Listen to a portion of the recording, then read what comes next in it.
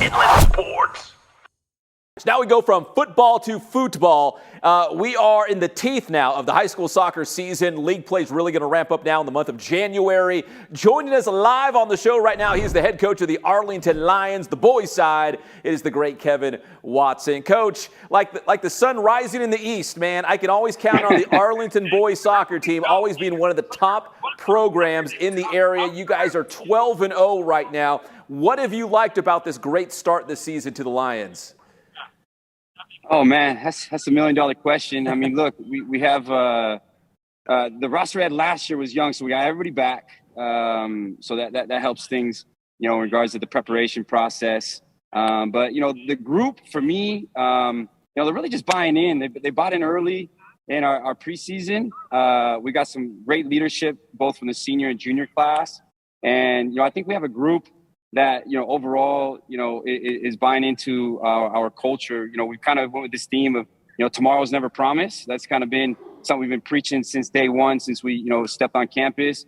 And, we're not worrying about what's going on next week. It's just the day, ahead, and that's it. And they've been great, man. They've been great. 'Cause it's not easy, having to perform at your best for every match. But these boys, they've found their ways when we weren't great. And when we do play well, things can really, really be beautiful at times. Well, Coach, as we record this interview, you're getting ready for your league opener this week, River Valley League action, but you stand at 12-0 going into your league opener, but you've outscored your opponents 38-3. So my question for you is, are you more impressed with the offense this season so far, or more impressed with the defense in your goalkeeping? You're killing me with these statistics because I try to tell my boys, don't talk about any statistics. I don't care about streaks. I don't care about goals against, goals for. Just go out and get 3 points on the day. But so what am I most impressed with, man? It's a tough one. I think anytime you only concede 3 and that that time frame, it's a testament. And we really hammer our defensive principles as a group. I don't want to give away too much, who we are as the Lions. But it's like what it says. We are Lions. Like I really preach our community and our culture and what we are. We're blue collar. We got a bunch of kids, that come from working class families. And the way that we like to play, we hunt in packs and we work. And, I think that's evident in, our play. And also, as like you stated, our goals against. So we take pride in that. But football is a crazy sport. So, it doesn't mean that we take it for granted either. We really, really preach, on making the game difficult for our opponent. All right, Coach, let's rewind just a little bit. You win the Citrus Hill tournament, then you turn around and you win the Winter Classic at Silver Lakes, brought to you by Roosevelt High School out there. So that's a good barometer because you're playing some really good competition. You're seeing some really good teams to win those tournament titles. What was it about the Lions you think that, your side, your team did well in those tournaments that you're thinking, okay, that bodes well. That's going to give us some confidence and some momentum to go through River Valley League and then obviously the CIF playoffs at the end of the season? Yeah, we saw some different teams. I mean, we had to play Citrus Hill 2 times, which is never easy. Coach Aram's done a fantastic job up there at Citrus Hill, and very similar demographics and, a mutual respect between our 2 programs. But to see them 2 times, I was very happy because the second time in the Silver Lakes event, it was a small pitch over at Roosevelt. And, Coach Aram put a good game plan together and we were able to sneak it away. And it wasn't easy. So, I give testament to the boys on that, facing an opponent twice, which is, will give you the idea of what a league setup would be when we see Norte Vista twice and Ramona and some of these other programs. And then, we also got to see a unique group in Santiago who was possession-based and really, tested our organization. So we got to see a variety of teams through the 2 events. And for the boys to, again, 0 goals against in the Silver Lakes event was pretty significant and a huge testament to my guys because it wasn't easy. We played some great teams. So, and for them to do that, with limited rest, because there was a lot of games in a short period of time, again, goes to the type of boys that I got. And they're committed. They're committed one day at a time. All right, Coach, forgive me. I have another question based on numbers. I know you're trying to avoid the stats, but I'm going to ask you anyways. Daniel Hernandez, very special player for you. He's piling up the goals. He's got, 34 points? He's got 13 goals, but 34 points. It's a two-pronged question. What makes him a special player? And then also, do you know what the single-season records are at Arlington in terms of maybe goals or points in a season? Is he getting anywhere close to those numbers? Yeah, I'm upset with Danny right now because he's in my doghouse because he's in Chicago. He's coming back tonight. But I told him a captain shouldn't be missing that much training sessions, but he blamed his dad for the trip. He's out there with family.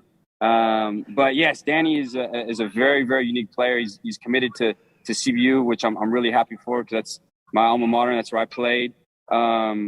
He's this old school 9 that can play, link up, but then also can be aggressive and physical, and he's got a heck of a shot. But in regards to, he broke the school record last year for assists, so he's got that under his tally. I tell him, do not worry about school record, just play. Because his best game this year was actually a game where he got 0 goals and 0 assists. And I know that sounds odd, but what he does to our team and how things flow through him is very, very unique. And I'm trying to get him to buy into that because it's hard. I'm tough on him. I tell my assistant coach all the time, man, am I too tough on this guy? I really I grind on him at times, but it's because I love him. And I think when he's at his best, I truly feel like he's the best player in our area and arguably our county, and what he can provide, not only in goals, but his passing range is very, very beautiful. And it's something that I think he probably doesn't get enough credit of, even though last year he did break the record. I always tell him, some of the boys, they owe him steak dinners because some of the stuff that he serves up for them and they miss. It's like, guys, come on, man. You're killing Danny right now, man. A lot of steak dinners out there. All right, Coach, finally. A lot of steak dinners.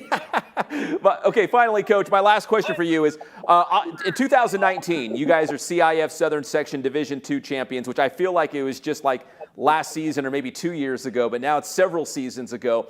But does this group remind you at all of that 2019 team? Are there certain, I hate to use intangibles because it sounds like a sports cliche, but is there certain intangibles that 2019 team had that this year's team, you're like, you know what? If you squint real hard and look, they kind of look like 2019. Is there some similarities there? I knew that question was coming. Of course. I knew it. No, yes, it's funny. My coach was talking about the other day, man, this group really, really reminds us of 2019. It's junior heavy, just how 2019 was. We have a very good senior class. It's a smaller class in regards to the kids that are involved in the rotation, but it's a very impactful class. And they've really bought into the defensive principles. If you look at the 2019 year, we were very good defensively. So very, very similar. I think the only difference, is the circumstances. Being in the Division I, Division II playoffs. God willing, we can get into Division I and into the top 16. It's going to be very, very unique. And, my only hope is that our boys, stay humble and, continue to set the standard as a Division I program and represent our, community, hopefully with a few other teams as well, and show some of these other, big time programs, to be fair, that the Inland Empire, is also a great, great community of football players. So I think, yes, to answer your question, 2019, absolutely. I think this group is right up there. And my only hope is that we can, continue to go as far as that group did in the playoffs, because I think this team's got the talent. Man, that's a great point, Coach. Embrace that challenge or that opportunity if you guys are selected for Division I to make that playoff run and again put the IE further on that map for soccer, because there's a lot of great coaches, a lot of great programs, a lot of great players out here in the Inland Empire. Oh, 100%, man. This is the hidden gem. I always tell people Arlington's my little hidden gem of RUSD, and then the soccer out here it's just special. It's like, I tell people, man, it means something to people out here. It's a lifestyle, not just a sport people play. It's an absolute lifestyle. If you go into our community and see the adult soccer, I mean, it's packed every night. So it's literally a lifestyle here. And that's why I love being here. I love being here, man. It's awesome. I'm very fortunate to be, coaching these boys. And look, it's packed. Where are you, Coach? I mean, it's packed where you're at. I mean, even when you're not at Arlington coaching soccer, you're still around the game. I think you said your son's playing out there or something, right? My daughter's waving at me. She's probably like, why am I not in that interview? She's my social butterfly. No, I'm at Rancho Rupa. we got 4 teams out here. I'm looking at my son play, looking at my daughter play, and then looking at some of my coaches out here. You couldn't be any better. At least it's not raining this evening. It's nice, but we got some of our alumni doing some training. It's a full family here, man. It's beautiful. Well, Coach, listen, I really appreciate the interview. I will let you get back at it, and good luck in River Valley League play, which again starts on Wednesday, I believe against Patriot, and then, of course, the CIF playoffs in a couple of weeks. So, Coach Watson, really appreciate the time. Best of luck in league action. Pab, always a pleasure. Appreciate you. Happy New Year, and we'll see you around, all right? Yes, sir. That is Kevin Watson, head football coach of the Arlington Lions here on the Inland Sports Show. Inland Sports.